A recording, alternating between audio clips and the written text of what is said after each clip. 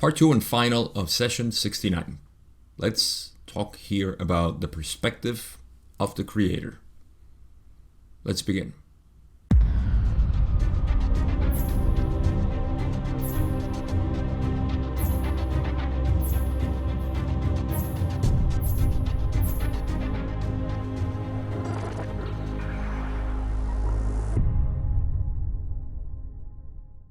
The journey in which I'm taking you today has to do with the questions that have been asked so far in this and last session in regards to the possibility of Carla being misplaced or actually displaced into negative time space, which is a sort of, I don't think controversial is the right word, but it's a sensitive or interesting topic to philosophize about within the understanding of metaphysics and the self and reality and all of this. And so the title of this video, or the reason why I call it the perspective of the creator, is because we have to tie in the concepts that we know of to make a coherent model. If not, then we are sometimes living in a sort of hypocritical way of seeing the creation, and it's again, it's not a criticism, but it's a statement of truth, of congruency. So you will see what I mean as I go through the questions. But first, let's do a refresher, because last session, session 68, was all about the psychic attack on Carla and how she was almost displaced into negative time space because of her trends. And I've talked about this already for like 3 videos, so you should be aware of that. Now, the questions went into death in the last video and how death can possibly do this to the mind-body-spirit complex, but it's not possible, or it's very, very, very unlikely. And so that was all part of last video. And then we went again, I think, about questions on the displacement, because this is what Don was really concerned with. Like, how does this happen? Why does it happen? And you're going to see that even at the end, he was still asking questions about this, because who wouldn't be worried about the possibility of not only the person dying, but then thinking that it goes into a negative time space, which is a dread for the human positive being. And there's a reason why I just said the human positive being. So that's the refresher. I have nothing else to mention. Maybe just a reminder, again, if you want to skip to specific questions, there is a timestamp for every question here on every YouTube video in my raw material interpretation. And that's it.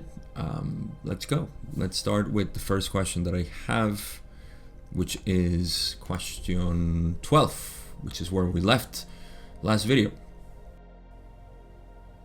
Don says, is it possible to tell me roughly how many wanderers that have come to this planet within this master cycle have experienced this displacement into a negative time space? Just wondering if there have been many. And Ra, of course, says we can note the number of such occurrences. There has been only one. We cannot, due to the law of Confucian, discuss the entity. Let's go into the next one, and then I'll talk about this one. Don says, you said that the higher self is reluctant to enter negative space-time. Is that correct? Ra says, the incarnative process involves being incarnated from time-space to space-time. This is correct.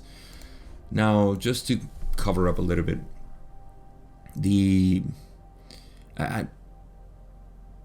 there has been only one in our cycle. Is that what Ross said? Right, we note in the master cycle, Don asks. So yeah, in the whole 75,000 years, there has only been one. Now, it's interesting that they say we cannot talk about the entity due to the law of confusion, which means we must have some sort of record about the entity. Who may that be? We don't know. Otherwise, why would they bother saying we cannot discuss the entity? Unless discussing the entity would involve simply talking about the scenario, maybe, and that would be infringing law of confusion. I don't think so. No, that wouldn't be the case. So, well, it's just interesting to think that there's somebody we have records of that might have been displayed. So, who knows? I don't think it matters anyways. I just thought it was a interesting point. Then Don says, yes, the higher self is reluctant to enter negative space-time. This is something that we talked about before, and I'm not sure why the higher self is reluctant. That's a question that I cannot even speculate. I don't see why. I guess it's the higher self should know already that is the path. Maybe it lacks some sort of information that the total being in 7 density has, and so it's reluctant to enter space-time, because the answer that Ra gives is that the incarnative process involves being incarnated to space-time, basically. So why would it be reluctant? I don't know. Perhaps it's just the time-consuming, which again, it's no issue. It's just time. But the higher self seems reluctant. I don't know. Open to speculation. So, question 14. We have several ones before we get into the long one, which is question 17. So, that's the one that is going to take us into that journey. Don says in question 14, then the positively polarized entity, I will make the statement and see if I'm correct, when first moved into time-space of a negative polarization, experiences nothing but darkness. Then, on incarnation into negative space-time by the higher self, it experiences a negative space-time environment with negatively polarized other selves. Is this correct? Ra says this is correct. So, this the simple explanation of how the positively polarized entity, once is displaced into time-space, negative polarized time-space, experiences nothing but darkness. The only view that I have on this is that it makes sense that it only experiences darkness because it doesn't recognize the negatively charged or polarized environment, and so it feels that it sees that which is not, which is really what the negative environment is, that which is not, separation. So it needs its bearings, I suppose, to know what is going on. And so for this to happen, it needs to incarnate into negative space-time and then start experiencing negative space-time with other selves to kind of familiarize the view into a service to self polarized path, you see. So to me, that's why in negative time space it experiences only darkness, because it's not configured to see that way in separation. So it needs to incarnate in space-time to get its bearings. So that's how I see it. It's again, it's a human perspective, which I will talk about here, but it's a human perspective on what this is. So any interpretation, I guess, is fine. Now, question 15, Don says, it would seem to me that this would be an extremely difficult situation for the positively polarized entity, and the learning process would be extremely traumatic. Is this correct? Ra explains, Let us say that the positively polarized individual makes a poor student of the love of self and thus spends much more time, if you will, than those native to that pattern of vibrations. So here's where I'll start drawing my line of interpretation, and it will carry over to question 17, which is the longest one and takes us through the journey.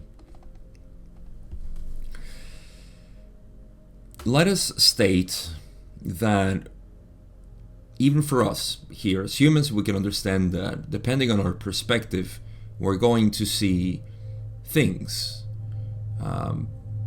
in a different way. This is why we all see different events and scenarios, and we all interpret something different. It's not that the interpretation is right or wrong, it's just that it's the interpretation of the entity. In our case, us humans, we look at things and we say, this is boring, this is fun, this is catastrophic, this is actually very organized. It doesn't matter. We just have different perspectives. You know what I'm saying here.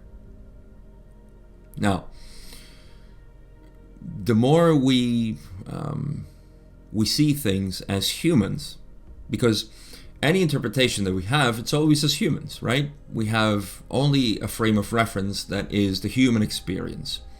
The human experience is one, veiled, second, full of emotions. And these emotions clearly are centered on a separate self, an individual, an endangered person, on a person. That's the right word, person. See, the person is a character. The person is a mind construct. It's nothing real. It's a mind construct.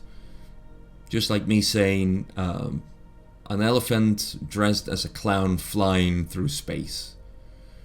That's a construct. It's not a real thing. At least not in our physical space-time. But you get my point. So, we all have different perspectives, and they're all human.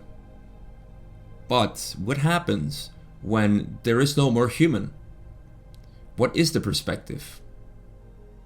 And for this, we can go into, yes, there is the negative perspective of separation, and there is the, what have you. It could be the angels, the demonics, the astral negative entities, positive entities. You can go on and on with the different perspectives. But all we're talking about here is the perspective of mind, the perspective of limited understanding, the perspective of experience understanding, or the experiential mind, right? Why am I saying all of this?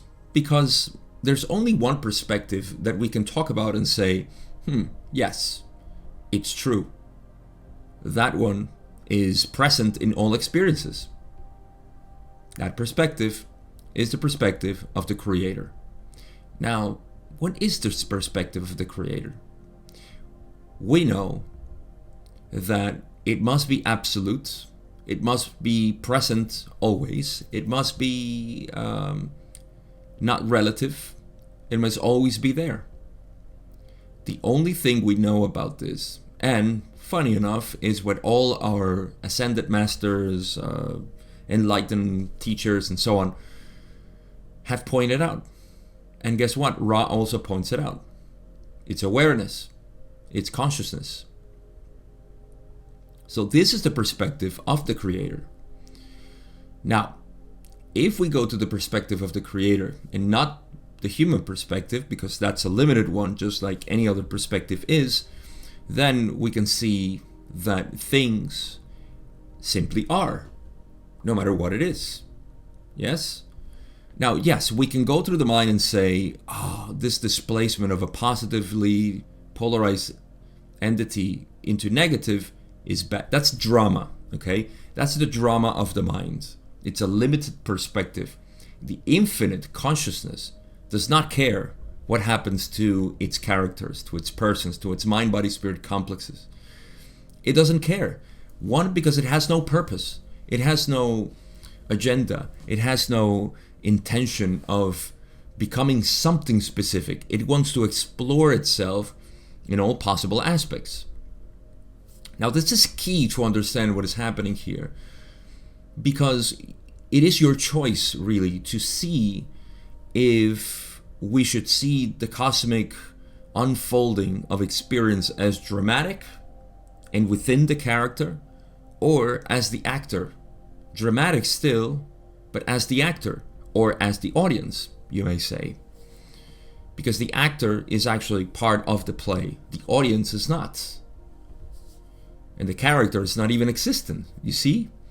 So in the cosmic play, in both senses, it's a play in which there is a sort of theater going on, and it's also a play.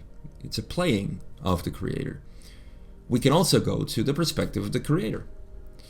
So the reason why I'm explaining all of this is because Don says, it would seem to me that this would be an extremely difficult situation for the positively polarized entity, and the learning process would be extremely traumatic. This is the human perspective, thinking that the person, the human persona that we incarnate here, it's the one going to 6 density negative. It's a valid point of view, again, because it's the human perspective. But Ra doesn't say it's traumatic. It doesn't agree that it's a difficult situation. But it does say the following. They say, let us say that the positively polarized individual makes a poor student of the law of self, and thus spends much more time, if you will, than those native to the pattern of vibrations. This is because the discussion was on the last question that it would have to go into negative time space. Well, it's displaced it already. So it needs to incarnate in space-time, and it would have to spend a long time in space-time to advance, to keep advancing towards unity. Now let's be real and simple here. What is the path? There's only one path, and it's a path towards unity. Now, this path bifurcates into positive and negative, but it's the same path because it's the same creator experiencing it. It's not a different creator.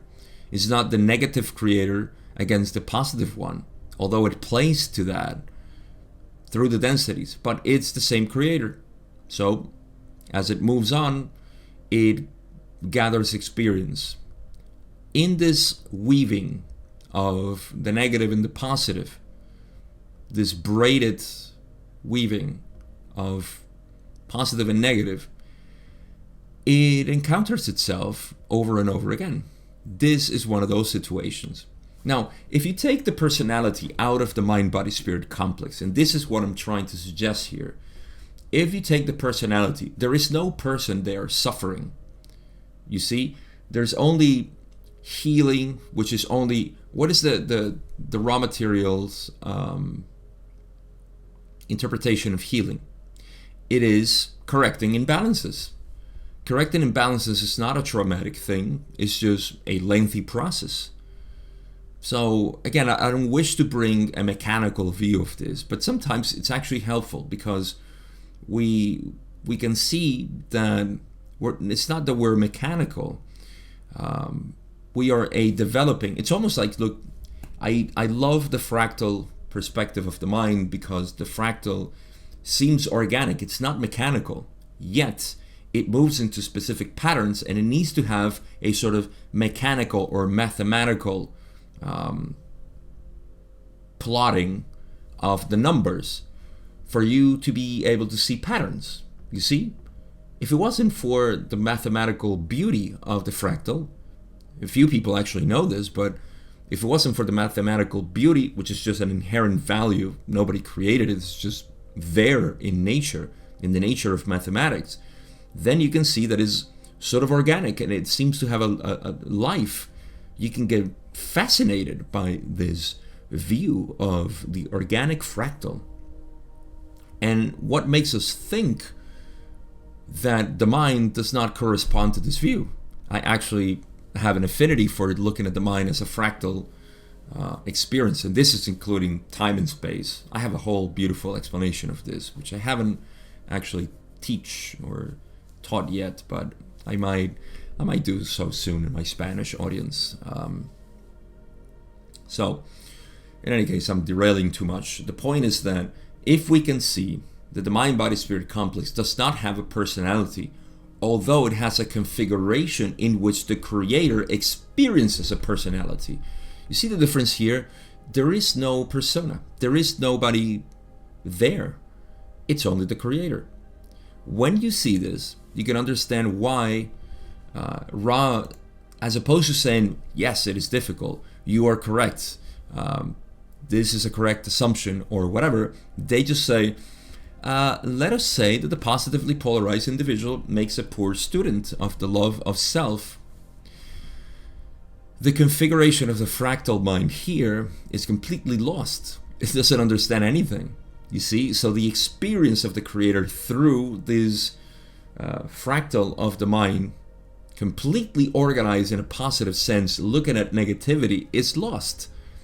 So the creator, it's lost again. It's one of the most fascinating experiences for the creator, being lost. If the creator was not lost, it wouldn't have any experience. Can you see the perspective of the creator here? Can you see the beauty of this? I'm not saying, see, I can only look at beauty and love of the creator in everything. It's the only thing that I've gotten from the raw material that is of value to me. If you can see the love in everything, then you're seen in separation.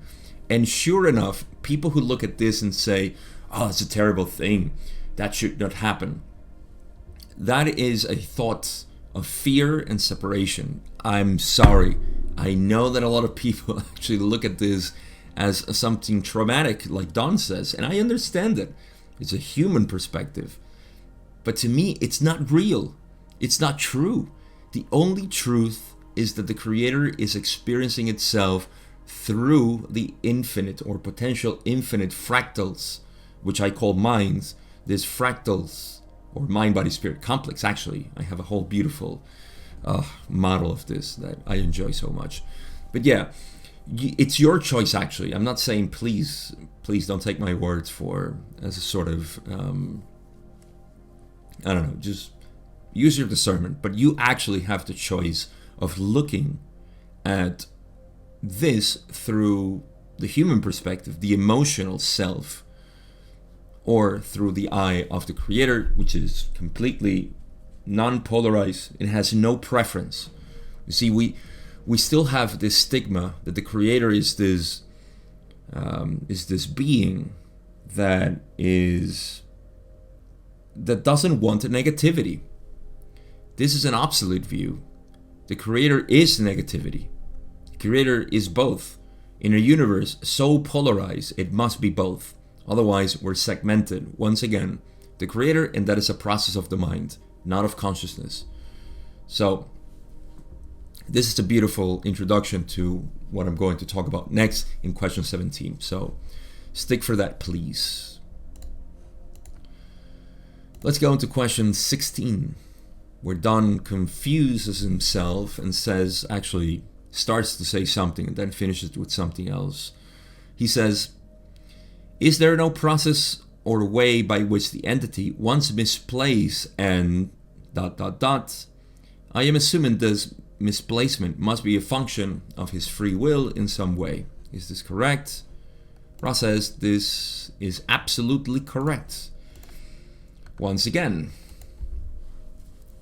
let's go back to the fractal mind.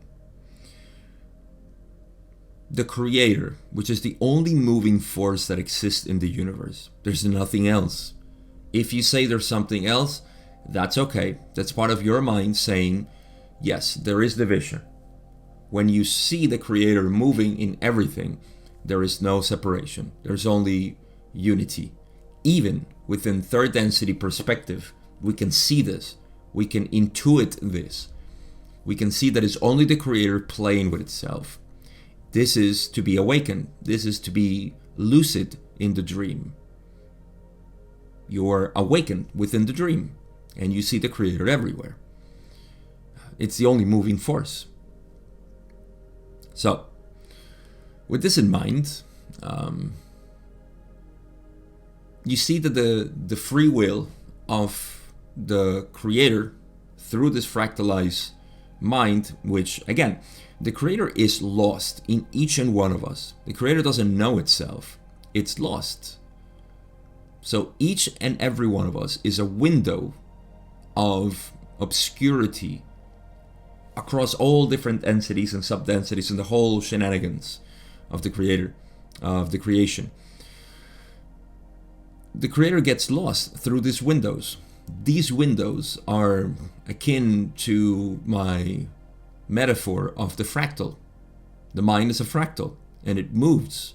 It experiences time as the moving fractal, experiencing ever more changing patterns, but looking at the same patterns over and over again, because the pattern moves into unity. And so when it gets lost in this view of the positively polarized entity, it goes into, through free will, to negative time space.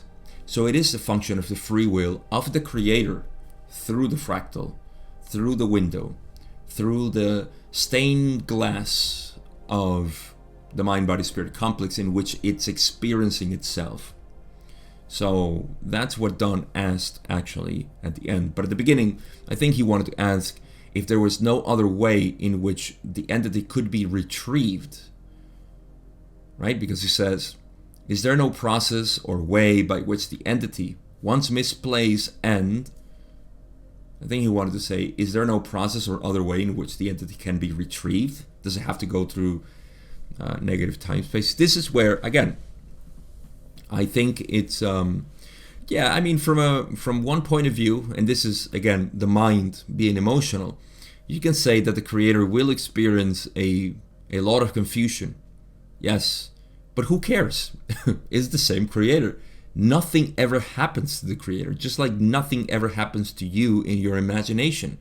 It's only you. You may experience emotions. That's okay, but that's the emotional body, the physical body. The Creator doesn't have a body. The Creator is beyond our understanding, and it's really this imagination that is giving experience to it. So why worry is my question. Why worry? Everything's fine.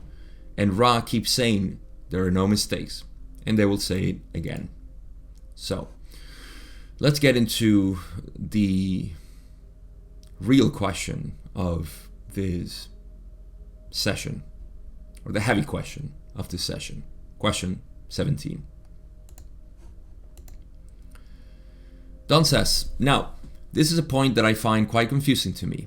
It is a function of the free will of the positively polarized entity to move into negatively polarized time-space.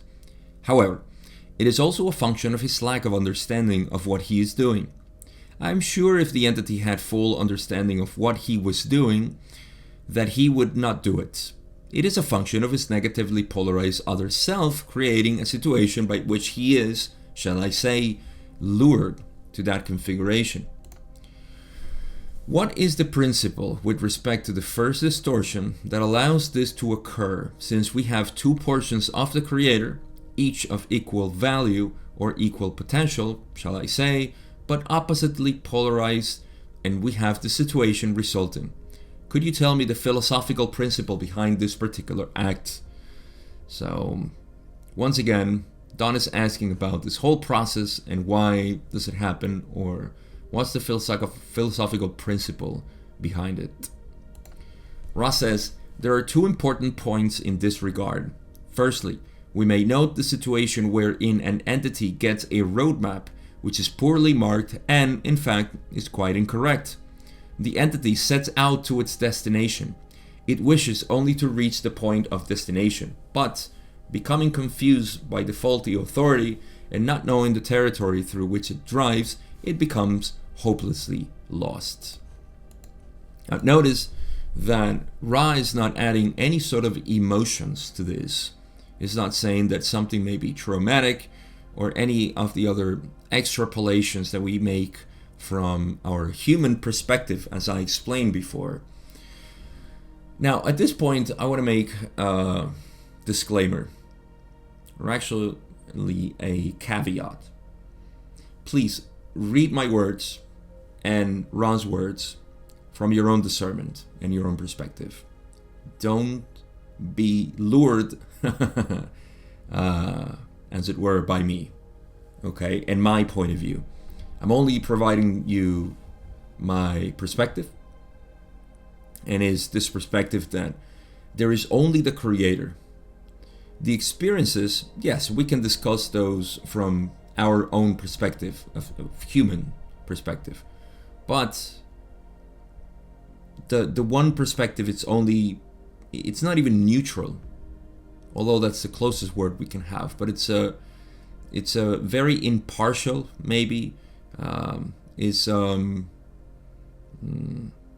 sort of indifferent in the sense that it doesn't know what it's going to experience. You see, nothing premeditated is within the Creator. The Creator is only experiencing the unknown because He Himself is unknown. And I use the male gender just for because I'm used to it. That's it. So, what else? I think this is my biggest caveat. So let's just reread. Again, Don is asking, let's say, he is confused in that there is a sort of, plane with the free will of the other one, right? There is a plane of the other's free will. Why is free will so important? Because, you see, for the Creator to experience itself, it must have some limits. It cannot have the confused portion of itself infringing too much on the other, because then it becomes inefficient, very inefficient. You see, it doesn't follow the path to unity. It can become quite confused. So free will is a natural law of the creation. It must be preserved. So, if it does happen, then you see it's a sort of safety mechanism too, because either positive or negative entities, if they want to infringe on the free will of the other aspect of the Creator, then it would be depolarized. So it would notice in its experience of achieving that which it wants, which is unity, that it's lowering itself. So once it feels that, it says, okay, no, I cannot infringe on free will this way. Whereas the positive inspires, the negative manipulates. But both are not infringing on free will, yet they are sort of influencing the growing entity to keep going. So you see that the universe is, no matter what, always going up, if you will. It's probably a better direction. And in this process, the Creator experiences itself over and over again, because there is no mistake. All steps are in the right direction when you see it this way. All influences are right. So, we really have to get out of dogma here. The dogmatic view of the universe it's an obstacle. At least to me it is. So, I would encourage anybody to see it this way. Anyhow, so Ross says that there are two important points in this regard. Okay, firstly, we may note the situation. They gave the analogy of the map. Right? There's a map which is poorly marked, and in fact is quite incorrect. The entity sets out to its destination, which is unity. It wishes only to reach the point of destination, right? This is in the positive path. It goes and says, well, I'm reaching there, I'm getting there, everything feels perfectly fine.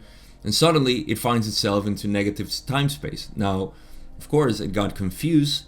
It went to a different point, but everything always ends well, like Ross says. But Ross says, The entity sets out to its destination. It only wishes to reach the point of destination, but becoming confused by the faulty authority, this case being the negative entity, and not knowing the territory through which it drives, again, time space, negative time space, it becomes hopelessly lost. Yes, hopelessly is quite accurate here, because the hope of continuing its evolution through the positive path is lost. You can't. Now that you're surrounded by negative time space, this positive mind-body-spirit complex needs to polarize itself negatively. There's nothing bad there, it's nothing wrong. It simply is the creator. Again, from the perspective of the creator. From the human perspective, all sorts of dramas can be drawn out of here. You see? So that's it. That is the path. That's okay. That's what happens. And it has happened in the past. But let's go on reading what Ross says. Ross says, free will does not mean that there will be no circumstances when calculations will be awry. This is so in all aspects of the life experience. Although there are no mistakes, there are surprises. Beautiful. You see? All aspects of the life experience. This is so in all aspects of the life experience. You see, it's okay to be influenced by these positive and negative expressions of the one creator, because all of them lead. Let's put it this way: the most important thing. This is actually draws the picture for me, and I hope it does for you. Let us say that the creation is about to start, okay? And we say, what is the objective of the creation? A new octave will be born. What is the objective of the creation?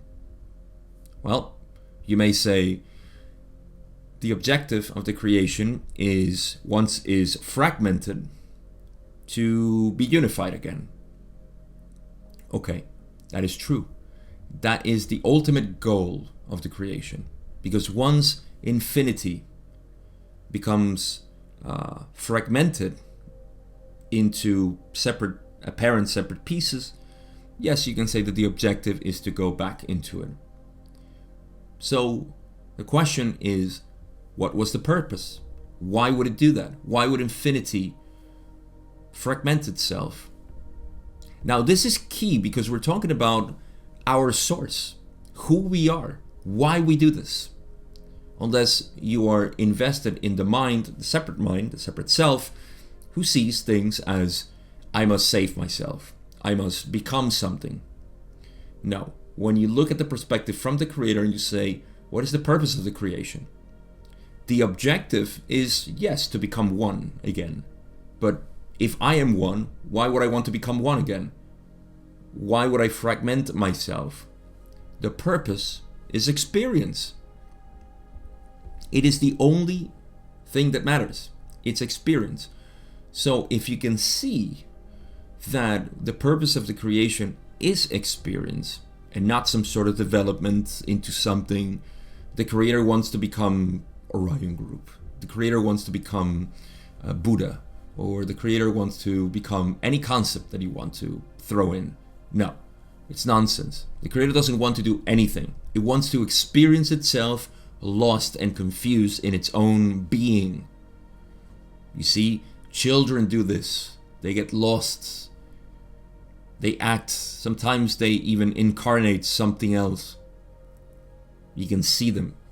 I've had that with my son when he was probably like 4 or 5 years old. He was acting like a cat. He was just behaving like a cat. And I got worried because he looked like he wasn't playing around. He was being a cat. And that to me was worrying and then funny. You see? So I experienced the whole creation there with him. You get lost in the experience. You want to incarnate this. You see? And so this is why Ra says, free will does not mean that there will be no circumstances when calculations will be awry.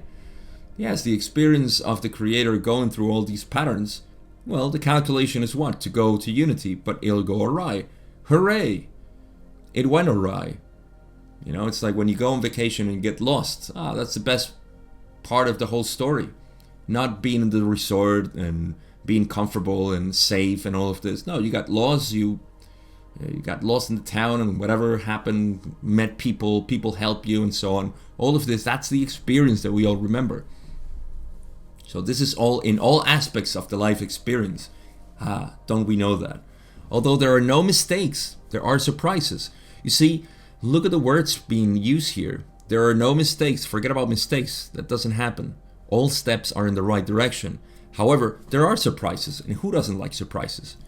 I don't like bad surprises. That's a separate self who has polarized itself into, no, I want only the goodies, the good things, which are abstractions of reality. There are no good things, there are no bad things. There are simply surprises all of the time, except for the separate self. So you see why it's important, it's key to have this unity view, the view of the one. I hope I make myself clear here. Let's go on. Ra says, secondly, that which we and you do in workings such as this carries a magical charge, if you would use this much misunderstood term. Perhaps we may say a metaphysical power. Those who do work of power are available for communication to and from entities of roughly similar power. I'll go back to this. It is fortunate that the Orion entity does not have the native power of this group. However, it is quite disciplined, whereas this group lacks the finesse equivalent to its power. Each is working in consciousness, but the group has not begun a work as a group. The individual work is helpful, for the group is mutually an aid, one to another. Okay, so this is the second aspect of the question of Don when it says that, you see, first it's confused about the reason why this would happen. I explained that already, at least from my interpretation. Secondly, there is the other part of how there is this match of power, of potential, of work being done in consciousness, you see. And so Ra simply explains that the second point is much easier to understand because we have talked about it so many times. It's the power of information that is drawn by this group, by Don, Carla, and Jim, and the power of the negative side that could be matched. So clearly, that is a match for the negative entity to do its work. That's what they're doing. And that's why Ra says, that which we and you do in working such as this carries a magical charge. It's a power. They say it's a misunderstood term, so they use metaphysical power. What is the metaphysical power? Well, the information that is given for one to see in unity, for one to see the light, the truth. So that is power. But the negative entity is clever, and it can use this view of power to deviate. It can bend the light, if you will. You see? And it creates illusions. It can create ghosts. It can create, not ghosts in the human sense, but just apparitions, which are not true. Hallucinations, or hallucinations in the term of something that doesn't exist as it really is. Hallucinations are real. Yes, language is so poor. My God. And yeah, mirage, a mirage. That's what negative entity does. So it can, even though there is a positive entity, it can lure it into, oh, look at this. This is beautiful here. Look at this Potemkin village that we have. And it's quite convinced. It says like, oh, I'm in a real village. Well, you'd be surprised. And so those who do work of power are available for communication to and from entities of roughly similar power. I cannot say it any better than that. They will attract negative entities, and they did. So they say it is fortunate that the Orion entity does not have the native power of this group. To me, that means that the native power of the group was of 6th density and beyond. So that's why the Orion entity couldn't do much, I suppose. However, it is quite disciplined, whereas this group lacks the finesse equivalent to its power. Okay, that's just a. But each is working in consciousness. But the group has not begun a work as a group. I'm not sure what they mean there. The group has not begun a work as a group. The individual work is helpful, for the group is mutually innate one to another. Yeah, I must confess, I don't know what they meant there. Maybe each is working in consciousness, both positive and negative, but the group has not begun a work as a group. That I don't know. The individual work is helpful, for the group is mutually innate one to other. Okay, so this one I understand. As usual, the individual work that each and every one of them, or each of them does, Don, Carl, and Jim, is helpful because the group is mutually innate one to another. But yeah, that is those are the two reasons why this is possible, to displace the negative or the positive entity into negative time-space. And then needing to incarnate space-time, which I explained that already. Let's go to question 18. Don says, this instrument performs services on Sunday night channeling other members of the Confederation. We are reluctant to continue this because of the possibility of her slipping into trance and being offered the services of the negatively polarized adept. Are there any safeguards to create a situation where she cannot go into trance other than at a protected working such as this one? Ra says, there are three. Firstly, the instrument must needs improved discipline subconscious taboo against requesting Ra. This would involve daily conscious and serious thought.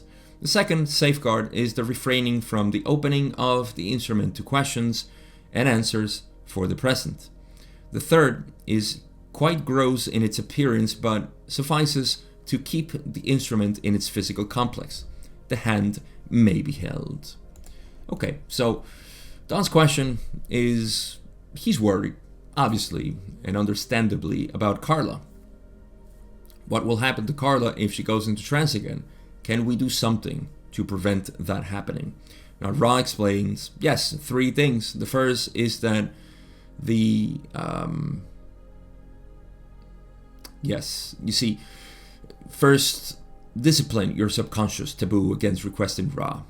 That was a subconscious reaction to say, if I don't know this answer, Ra does, and they can give it to me, and by opening the portal to sixth density and saying, yes, I want to get that information, she's not ready. She doesn't have that personal, individual safeguard to contact Ra. But the negative entity, you see, the one that plays with light, says, I am Ra. I can help you. And I think she actually said that through the conscious channeling. I think I left the description in the description of the past videos. Maybe on session 68. You gotta look where I left it. I probably will forget to leave it here. You can check in this description if I didn't forget, but there were a couple of times where she said, I am Ra, blah, blah, blah, blah. I don't know if that was the interference. I don't think it was Ra. She was channeling Latui.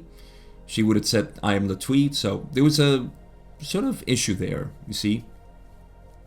And so you have to discipline your subconscious taboo. That's what they said to Carla against requesting Ra. This would involve daily conscious and serious thoughts. So thoughts that are conscious and serious against the requesting of Ra. Because again, the negative entity, once it sees that opening, free will of Carla saying, yes, please, give me the information, the negative entity will slowly draw her out of her body and do what they wanted to do. So that's the first step, or the first recommendation. Second one, Ra says, is refraining from the opening of the instrument to questions and answers for the present. Meaning, yes, for the time being, don't open yourself to questions and answers. Like they did with Ra, I assume. So it was more of that conscious channeling that they did, which is, again, questions and answers, but not in the sense of Ra, I suppose. I'm not sure what's the difference there. And the third one is quite gross, meaning not gross as disgusting, but gross as physical or grows in density of material, which is simply to hold a hand. And that they talked about before too. So yeah, those were the recommendations of Ra. Let's go to question 19, where Don says, then you are saying just by holding the instrument's hand during the channeling sessions that this would prevent trance. Ra says this would prevent those levels of meditation which necessarily precede trance. Also, in the event that unlikely as it might seem, the entity grew able to leave the physical complex, the auric infringement and tactile pressure could cause the mind-body-spirit complex to refrain from leaving. So again, it's a very simple and useful technique, I suppose, to maintain the person, the entity, from leaving the body and going into trance. Just holding. There's an auric infringement and tactile pressure that would cause the mind-body-spirit complex to refrain from leaving. Yes, I guess it's difficult to get in trance if you're having pressure on your hand or somewhere else. I'm not sure. I'm not a specialist on this, but that's it. That's what they said. This is one of the last questions. Don says, we keep bringing up points out of the Esmeralda Sweetwater book, that being one particularly in the book. I was wondering, in that we were attempting to retrieve the Space Girl's mind-body-spirit complex from what must have been negative time-space, as it was placed there by the magician Trostrick. Was the scenario of Trostrick's actions working with the Space Girl, and in Esmeralda Sweetwater's magical ritual, that she designed to help retrieve the Space Girl's mind-body-spirit complex? Were both of these techniques approximately reasonable, or were there any errors in the design of these magical techniques? Ra says, there were no errors. We only remind each that this particular character imaged forth by you was an experienced adept. So, let me read the rest, where Don says, you mean the character Trostrick? Ra says, this is incorrect. We refer to Esmeralda, as this imagined entity was called. We may note that long practice at the art which each intuits here would be helpful. We cannot speak of methodology, for the infringement would be most great. However, to speak of group effort is, as we scan each, merely configuration of what is known. Therefore, this we may do. We have the available energy for one fairly brief query. And that will be actually the final question, which is the final question. But first, let me just say that I didn't read the book Esmeralda Sweetwater, so I don't know the rituals and everything that they did.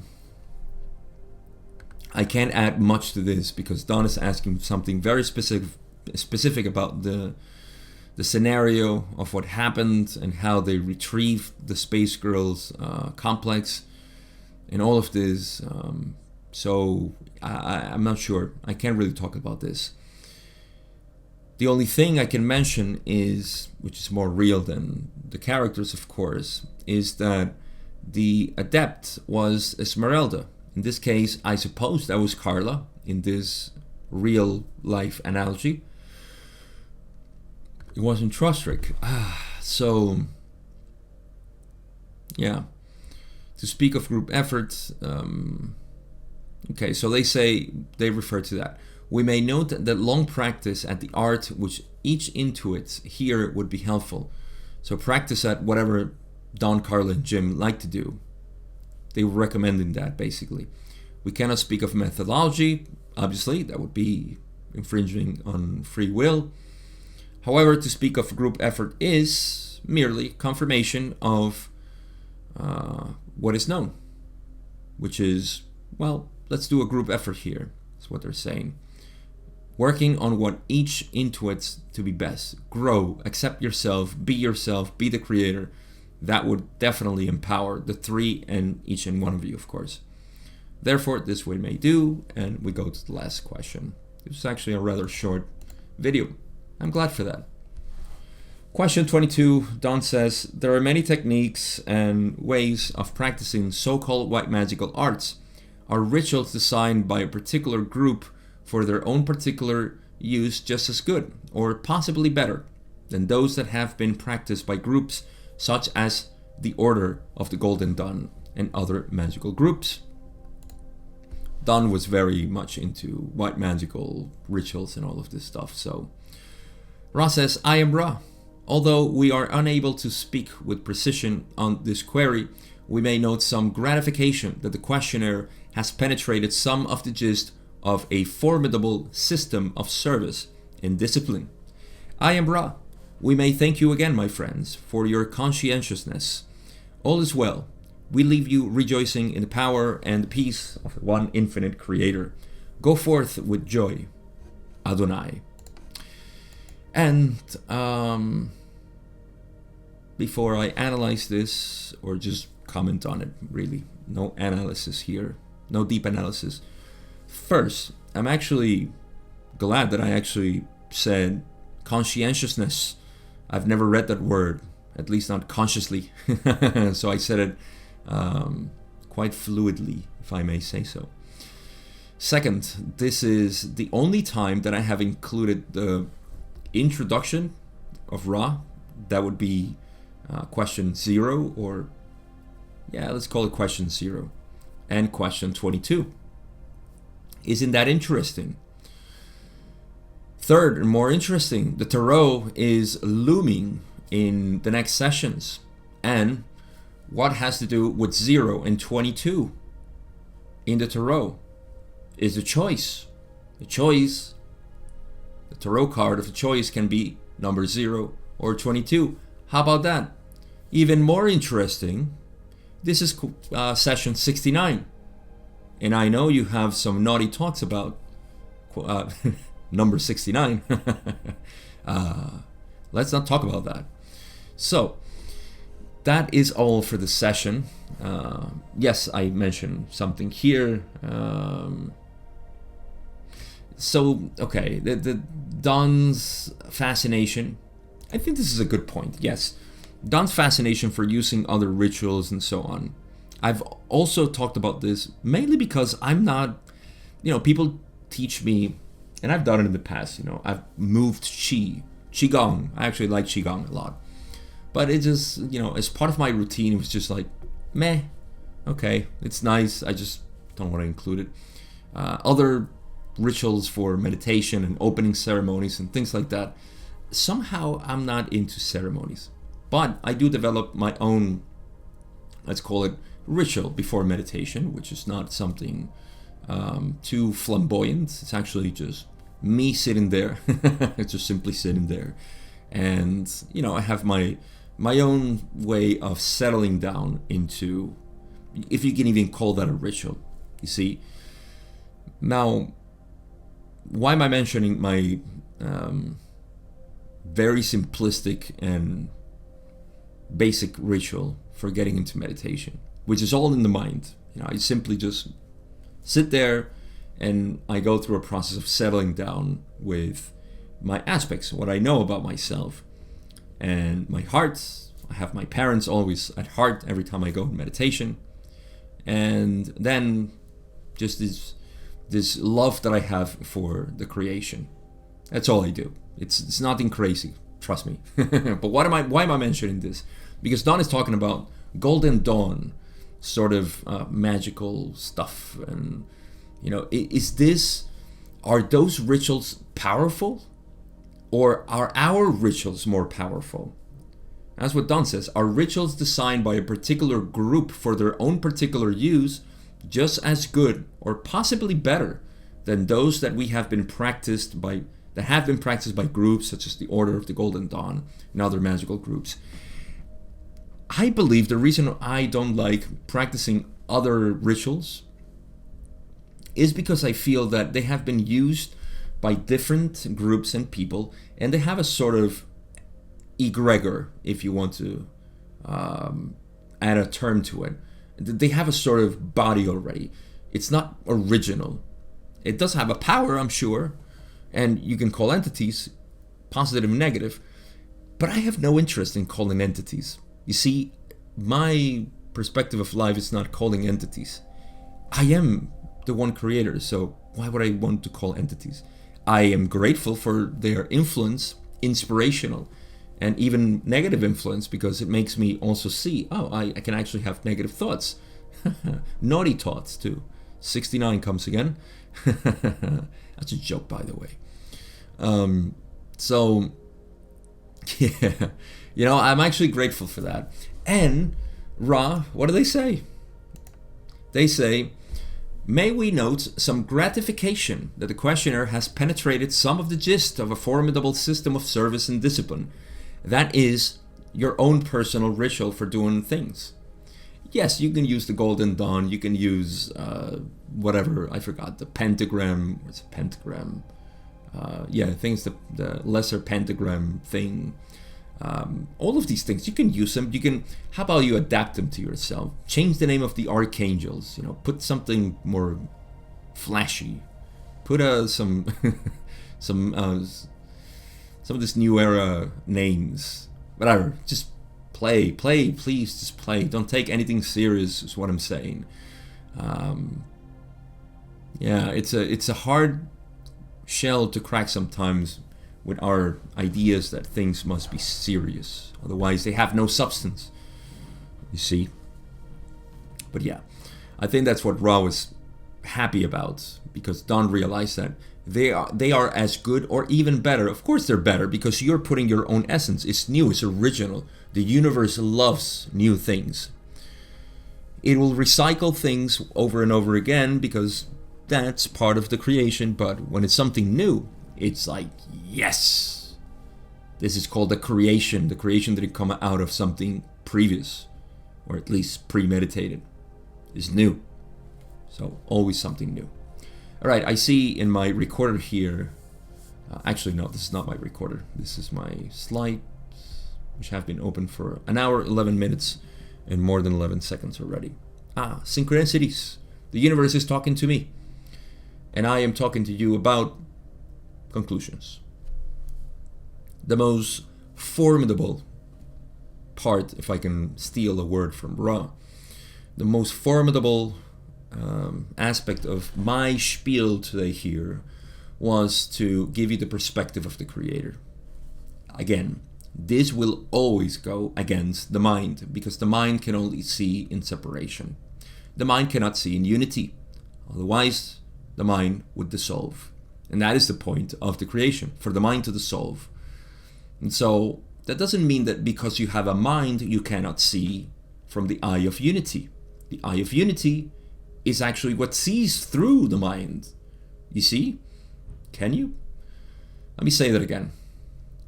It's not that because you have a mind, you cannot see in unity. Unity precedes duality, or the mind. Yes?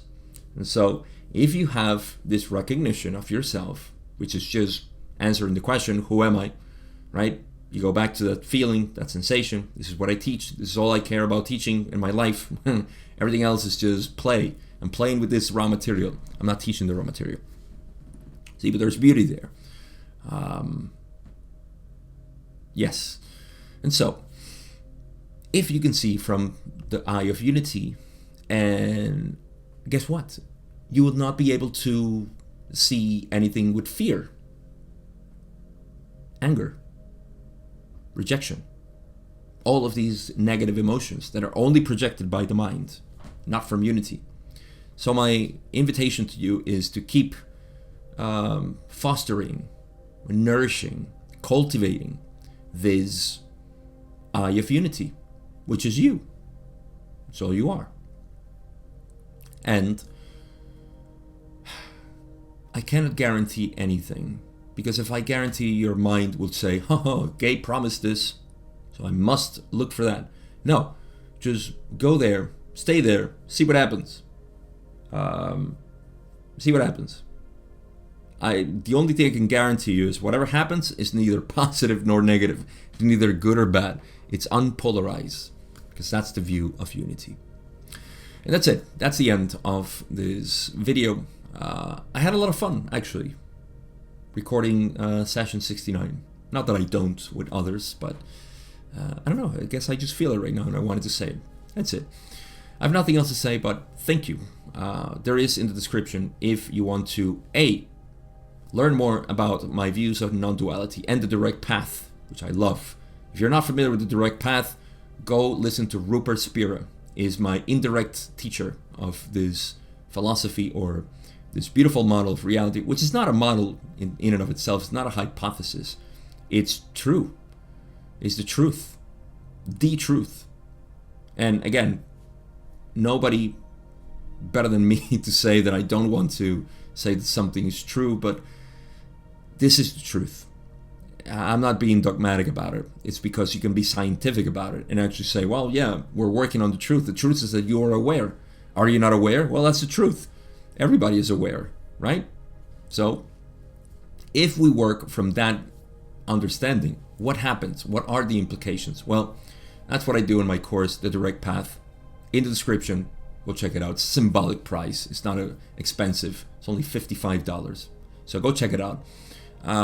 Leave me some comments, of course, and if you want to work with me, there's also a link. I'll be working with that link for a little while. I'm not sure how long, because I'm getting busy with my Spanish hermanos who are doing groups and stuff like that, in which we're all, maybe I'll do this in English as well, but if everything grows. So how can you do, or what can you do to help grow? Share it, comment, like, shake YouTube a little bit so the algorithm spreads this message around. I'll keep doing this, of course. I appreciate you. I love you, my other self, for listening to me, and I will see you in session 70.